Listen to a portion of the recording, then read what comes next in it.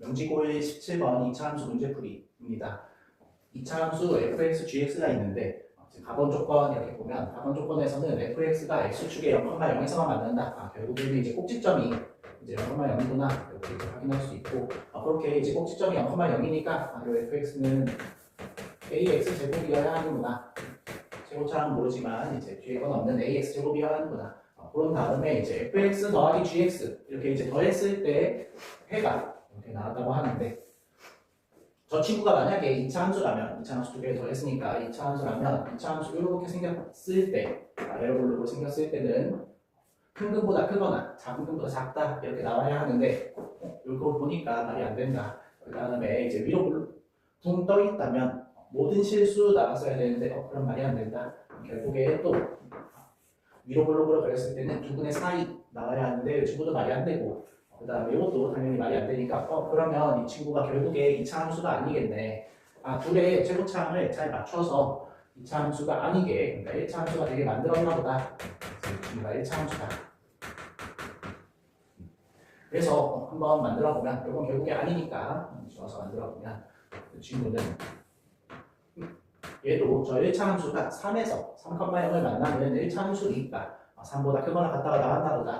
그럼 이 1차 함수는 3,0을 만나는 기울기는 잘 모르겠는 그런 1차 함수인가 보다 라고 생각할 수 있고 그러면서도 b가 만약에 음수라면 이렇게 생겨야 하니까 이 친구는 3보다 작거나 같다 나왔어야 하는데 b는 0보다 크구나 또 확인할 수 있겠다. 그 상태에서 이제 gx 마저 찾아보면 gx는 이 f를 이렇게 넘겨가지고 ax 제곱 더하기 x-3 이렇게 줄 수 있다. 이제 그러면은 여기 이제 다 했으니까 그럼 나중에 이 양수구나 이제 적어놓고 한번 여기 한번 지워보면 그 다음에 이제 답번에 또 이런 표현 또 나왔는데 모든 x에 대해서 x 무엇을 넣든간 2분의 1을 넣은 것보다 fx-gx라는 식의 무엇을 넣든간 2분의 1 넣은 것보다 무조건 크다라고 이제 표현을 했는데 결국에 둘을 살짝 빼면 이건 2차 함수니까 2차 함수가 2분의 1의 최소를 가지고 있다. 그러니까 x는 2분의 1의 최소다. 이렇게 해석을 해본다면 결국에 축을 2분의 1로 가져야 하고 그 다음에 최고차항 단순에 해석할 수 있습니다. 그러면 이제 축은 2분의 1이면 확실하니까 두 식을 빼볼 수 있겠는데 f-g를 이렇게 이제 한번 빼보면 2ax 제곱 bx 이것도 전개해서 살짝 빼보면 3b 이렇게 이제 찾았는데 요 식이 결국에 축 2분의 1 나와야 한다. 그래서 축의 방정식 4a분의 b를 했을 때 2분의 1이 나와야 한다. 이렇게 두고 크로스로 살짝 곱해보면 결국에 2b가 4a 그래서 이제 b는 2a 등을 알 수 있는데 그래서 b 대신에 2a라고 꽂으면 gx식도 완성하겠네. fx식도 문자가 하나인 상태로 완성하겠네 라고 보고 마저 채워보면 이렇게 둘 수 있습니다. 그 상황에서 이제 그 다음 보기 이렇게 한번 그 다음 조건을 한번 풀어야 되는데 물론 이 친구 fx에 k를 뺀 다음에 판별식 쓰고 판별식 써서 모두 0보다 작습니다 해도 되지만 우리가 그래프적으로 좀 해석을 해보면 fx는 k 그러니까 y는 fx와 y는 k의 교점을 찾으면 되겠네. 그 다음에 이 친구도 마찬가지로 gx는 k 결국에 이제 y는 gx와 ky와의 교점을 찾으면 되겠네 라고 이제 보았을 때 모두 실근을 갖지 않는 k의 개수가 6개구나 이렇게 이제 해석할 수 있습니다. 그러면 여기는 이미 했으니까 한번 지워보면 우리가 fx는 ax 제곱 그런데 이제 a가 아까 전에 양수였어야 하니까